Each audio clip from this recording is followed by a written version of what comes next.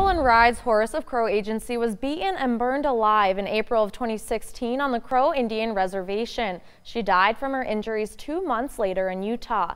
3 people have been arrested and charged in connection with her murder. MTN's Margaret DeMarco spoke with one woman about how tribes and law enforcement need to come together to address jurisdictional issues.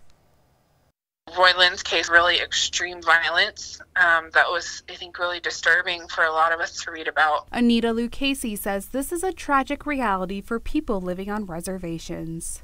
Lucchesi is a doctoral student who started the Missing and Murdered Indigenous Women database in 2015. Part of the reason that I do this work is because I was almost one of these women. I experienced domestic violence that threatened my life. Lucchesi needed a base number to be able to start her research, but she soon found that to be difficult. None of the lists match. None of them are updated frequently. None of them are very thorough. None of them include both countries, so it really was a mess. Soon, Lucchesi found out that there was a lot more missing cases than she expected to find. Since I started the database in 2015, there's been an average of 200 to 300 new cases every year, and that excludes missing person cases that are solved.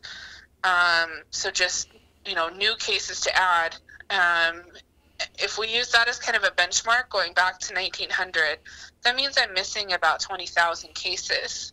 Lucchesi says processing the data before 1990 is hard due to the lack of law enforcement records.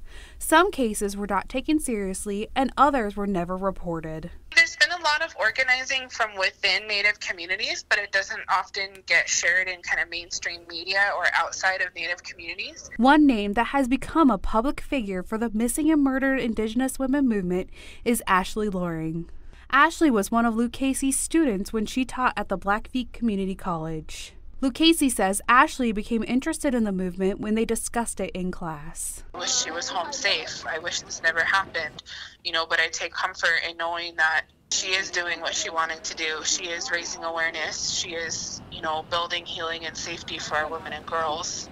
She says one way to help start creating change is to give tribes the power they need to protect their own people.